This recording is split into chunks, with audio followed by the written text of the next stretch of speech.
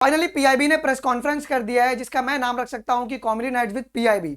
यार बच्चों के लिए हित में कोई भी बात नहीं हुआ है। यहां पर इन्होंने भी आके वही बात बोला है कि NTA is a very good organization, बहुत ट्रांसपेरेंट ऑर्गेनाइजेशन है। उन्होंने जो काम किया वो उम्दा काम किया है, 30 दिनों के अंदर रिजल्ट निकाला है। और इस पूरा जो प्रेस कॉन्फ्रेंस हुआ था आधे घंटे का, इसका एक छोटा सा समरी वीडियो मैं आपको देने वाला हूं।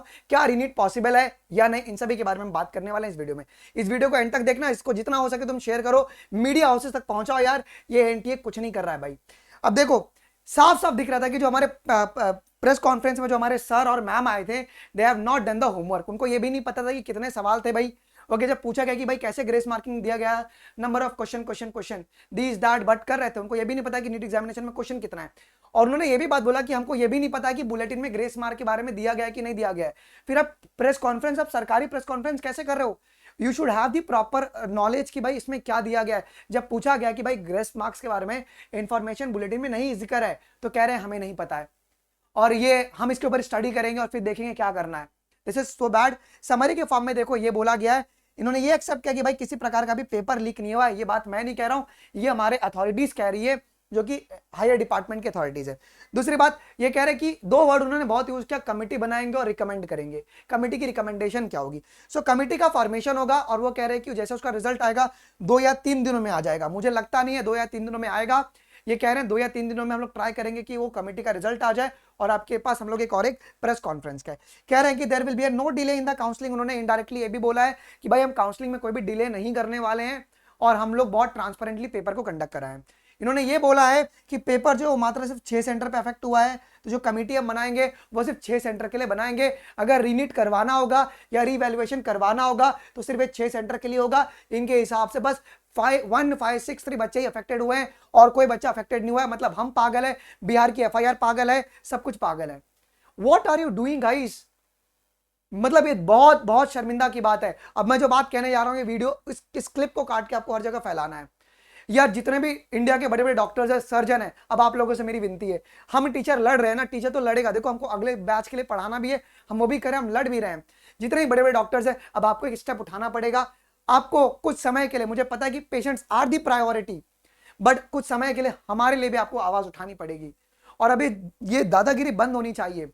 अब ऐसे अनऑथेंटिक तरीके से डेटा के बारे में कुछ बात ही नहीं हुआ। इनको सिर्फ 6 सेंटर 1563 बच्चों के बारे में सीसीटीवी। जब पूछा गया कि सुप्रीम कोर्ट के वर्डिक्ट के हिसाब से कि ये जो उन्होंने जो रूल बनाया हुआ है वो तो मेडिकल और इंजीनियरिंग पे लागू ही नहीं होता, बोलते हैं ये कहां है, ये तो अपेक्स कोर्ट का जो हमने जजमेंट था उसके हिसाब से बना दिया। तुम इतने बेवकूफ हो सकते हो यार? सुप्रीम कोर्ट के इसमें साफ साफ लिखा हुआ है कि this rule for giving the admission is not applicable for the medical and engineering. How have you given? तुमने कैसे दिया? कौन सा दिमाग लगाया? ठीक है, अब इसके ऊपर स्ट्रिक्ट पीआईएल आपकी फाइल होनी चाहिए और अनअकैडमी इसके लिए पीआईएल फाइल कर भी दी है।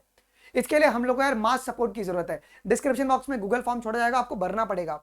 आई एंश्योर कि आपका जो डेटा और सब कुछ है वो आपका प्राइवेट रहेगा, क्योंकि ये सिर्फ और सिर्फ हमारे जो ये होंगे लीगल टीम होगी उनसे ये शेयर होगा, क्योंकि ये आपका पूरा फाइल बना के अंदर देने वाले हैं। सारी बड़ी इंस्टीट्यूशन एडटेक की सारी बची है, ऑफलाइन वाला को तो मैं बात ही नहीं करूंगा। पता नहीं ये लोग कौन से दुनिया में है। मुझे तो कभी कभी लगता है कि बोलना नहीं चाहिए, बट क्या बोलूं, बट ऑनलाइन की सारी बड़ी बड़ी जो है उन्होंने पीआईएल से लेके हर एक अपनी लीगल टीम। मैं तुमको बताऊं, कोई टीचर आपसे नहीं बताएगा 20-20 लाख रुपए लग रहे एक एक बड़े बड़े लॉयर को हायर करने के लिए, जो कि उसकी प्रक्रिया चल रही है, वो हमने हायर भी कर लिया है। उसमें फॉर्म्स को हायर, पूरे फॉर्म को हायर करना पड़ता है, एक लॉयर को हायर नहीं करना पड़ता है। पूरे फॉर्म में आपके पास 20 से लेके 24 आपके लॉयर्स होते हैं।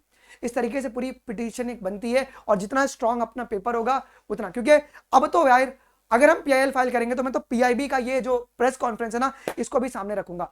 ये इतना कैसे हो सकते हैं, कैसे बोल सकते हैं कि हमको इंफॉर्मेशन बुलेटिन के बारे में नहीं पता है कि उसके अंदर दिया हुआ या नहीं दिया हुआ है grace marks. This is so bad, ये बहुत ही गलत हुआ है बच्चों, and we are with you.